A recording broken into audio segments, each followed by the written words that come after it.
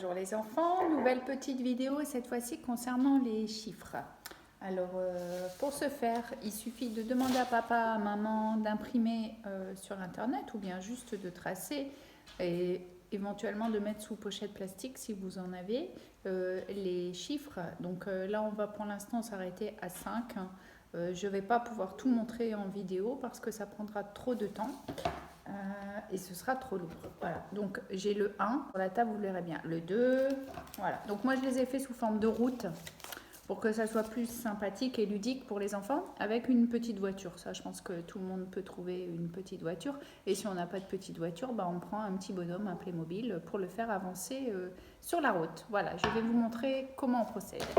Voilà, alors pour ce qui est du 1, vous voyez, j'ai mis sur mon modèle un point de départ pour que les enfants respectent le sens du tracé, puisqu'en fait l'objectif c'est non seulement de visualiser les chiffres, mais aussi de pouvoir par la suite les écrire, que ça soit de manière graphique ou autre.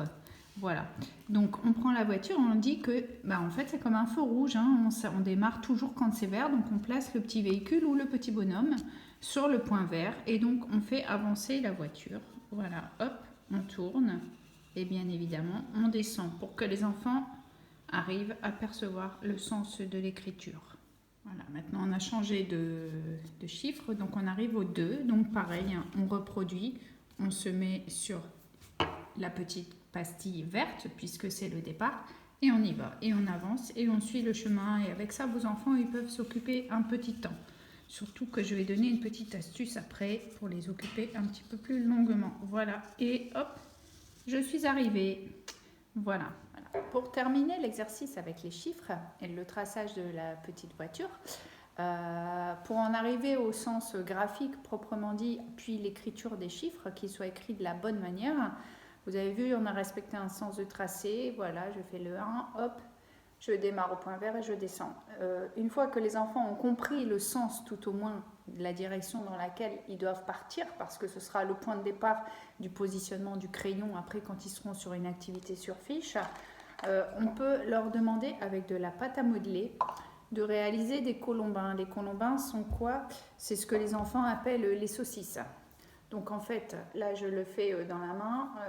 Ils ont pour habitude ou de le faire entre les deux mains pour ceux qui savent le faire, et ceux qui n'y arrivent pas, ils peuvent le faire à plat en faisant avancer, reculer sur une table. Et donc on fait des grands colombas. Je vais même le faire un peu sur la table pendant que vous ne voyez pas, mais c'est pas grave, comme ça permet de vous montrer. Voilà.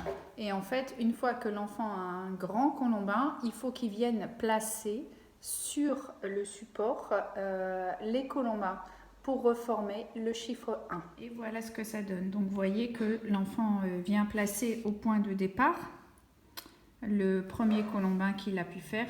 Alors après, en fonction de leur niveau, ou bien ils arrivent à faire un énorme colombin qui vient jusqu'en bas. Et s'ils n'y arrivent pas, ils peuvent en juxtaposer plusieurs. Par contre, ce qui n'est pas possible de faire, les enfants, c'est d'écraser. Ça, c'est non. Parce qu'en fait, ça ne reproduit pas le geste. Il faut vraiment, hop, monter et descendre. Et si on écrase, ça n'a aucun sens avec le traçage de l'écriture par la suite. Voilà. Voilà, j'espère que vous avez bien compris concernant les chiffres. Donc là, je n'ai montré que certains exemples. Je ne peux pas tous les faire. Mais n'hésitez pas à aller plus loin avec vos enfants. Voilà, à très bientôt. Bisous.